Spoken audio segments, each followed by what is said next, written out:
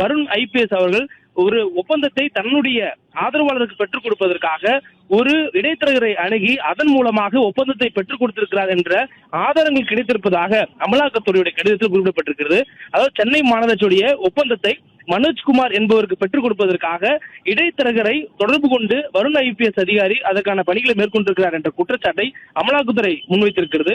சென்னை மாநகராட்சியில தூய்மை பணியாளர்களுக்கு சீருடை கொள்முதல் ஒப்பந்தத்தை மனோஜ்குமார் என்பவருக்கு பெற்றுக் கொடுப்பதற்காக அவர் இந்த பணிகளை செய்திருப்பதாகவும் சொல்லப்படுகிறது.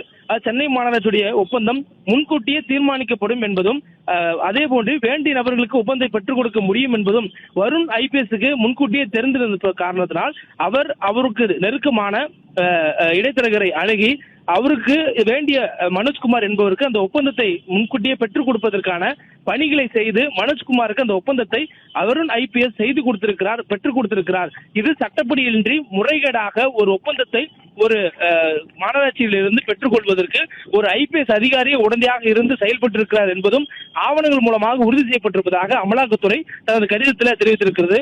அதாவது மூன்றாவது நபரிடம் ரகசிய தகவல்கள் பலவற்றை வருண் ஐபிஎஸ் பகிர்ந்திருப்பதும் கூட கண்டுபிடிக்கப்பட்டிருப்பதாக அமலாக்கத்துறை தெரிவித்திருக்கிறது. அது மட்டுமின்றி வருண்குமார் ஐபிஎஸ் நடவடிக்கைகள் குறித்து மத்திய உள்துறை அமைச்சகத்திடமும் உரிய புகார் என்பது கொடுக்கப்பட்டிருப்பதாக அமலாக்கத்துறை தெரிவித்திருக்கிறது. மூன்றாவது நபரிடம்